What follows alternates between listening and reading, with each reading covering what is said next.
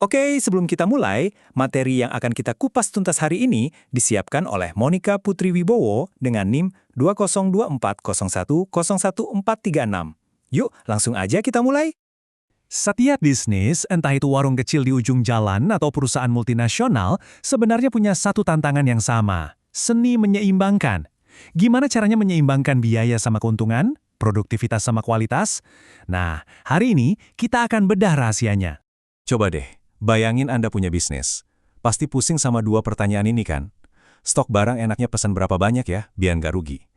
Terus, gimana cara bayar tim biar mereka semangat kerja dan hasilnya maksimal? Dua pertanyaan ini kelihatannya simpel, tapi ini adalah jantung dari efisiensi bisnis.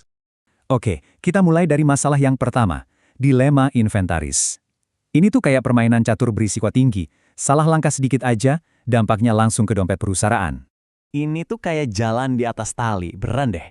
Miring ke satu sisi, kalau Anda pesan terlalu sedikit, wah, barang habis, pelanggan kecewa, dan Anda jadi bolak-balik pesan terus yang pastinya makan biaya. Miring ke sisi lain, kalau pesan kebanyakan, modal Anda jadi barang mati di gudang. Belum lagi biaya nyimpennya yang jalan terus. Dua-duanya sama-sama bikin rugi. Yuk kita bongkar biayanya satu-satu. Pertama, ada biaya pemesanan. Ini bukan cuma harga barangnya ya, tapi semua ongkos yang keluar dari proses memesan itu sendiri. Anggap aja ini kayak ongkos kirim internal atau biaya admin setiap kali Anda kontak supplier. Biar gampang, kita ambil contoh toko kecil. Biaya pemesanan mereka itu ya, waktu staff yang kepake buat nelpon-nelpon supplier, ongkos kirim barangnya, sampai biaya buat ngurusin print dan arsip faktur. Kelihatannya kecil-kecil, tapi kalau sering pesen, ya numpuk juga. Nah, lawannya adalah biaya penyimpanan. Ini biaya kepemilikan. Setiap satu barang yang nongkrong di rak gudang Anda itu sebenarnya lagi makan duit, sadar atau nggak sadar. Inilah musuh dalam selimut bagi profit Anda. Kalau di toko kecil tadi, biaya ini nyata banget. Ada biaya sewa buat tempat nyimpen barang, asuransi kalau ada maling atau barang rusak. Dan yang paling sering dilupain, biaya modal.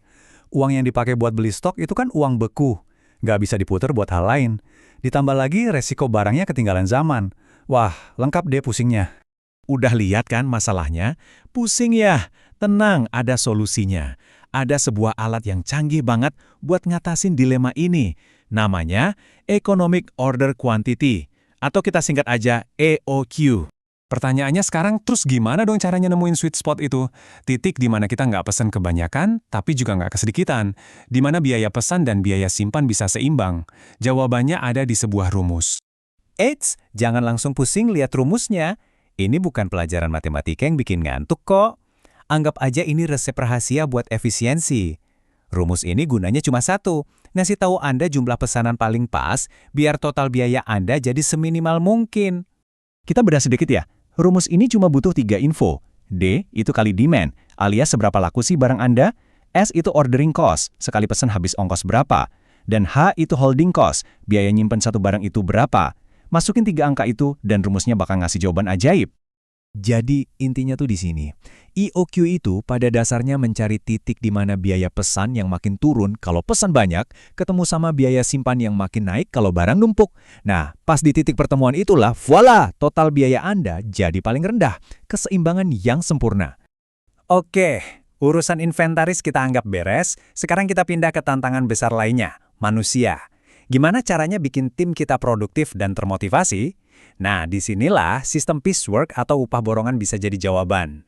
Konsepnya super simple. Anda nggak dibayar per jam, tapi dibayar per hasil. Makin banyak yang Anda kerjakan, makin gede bayarannya. Ini mengubah total cara orang melihat pekerjaan. Manfaat pertama, sudah pasti motivasi. Kalau ada hubungan langsung antara usaha yang kita keluarin sama duit yang kita terima, otomatis orang jadi lebih semangat kan? Setiap barang tambahan yang selesai dikerjakan itu rasanya kayak dapat bonus langsung. Nah, kalau orang udah semangat, hasilnya apa? Ya jelas, produktivitasnya langsung meroket. Pekerja jadi kreatif nyari cara biar bisa kerja lebih cepat dan lebih efisien. Keuntungan kecil-kecil yang mereka temukan tiap hari, kalau dikumpulin, jadi keuntungan besar buat perusahaan. Banyak juga yang bilang ini sistem yang lebih adil. Kenapa? Soalnya, yang kerjanya paling bagus, ya dia yang dapat paling banyak.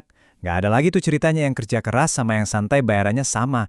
You get what you work for. Tapi tunggu dulu, kelihatannya sempurna banget ya. Nah, seperti alat canggih lainnya, sistem borongan ini juga punya sisi gelap. Kalau nggak hati-hati, bisa jadi bumerang yang nyerang balik.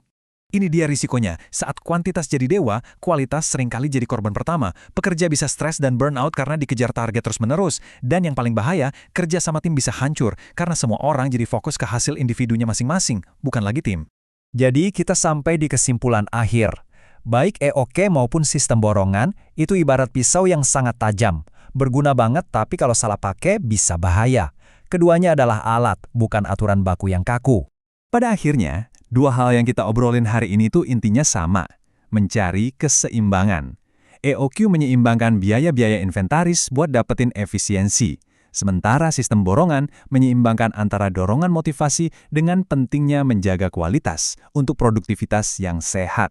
Dan ini dia poin kuncinya. Mengelola bisnis itu bukan cuma soal rumus di atas kertas atau angka di Excel. Seni sesungguhnya adalah menyeimbangkan semua alat canggih ini dengan faktor manusia. Memahami tim Anda, menjaga kualitas, dan peduli sama mereka. Sebagai penutup, saya mau ninggalin Anda dengan satu pertanyaan buat direnungkan. Di mana sih batasnya? Kapan pengejaran kita akan efisiensi ini justru malah mulai merusak? Merusak kualitas, budaya kerja, dan bahkan bisnis itu sendiri? Coba deh pikirkan.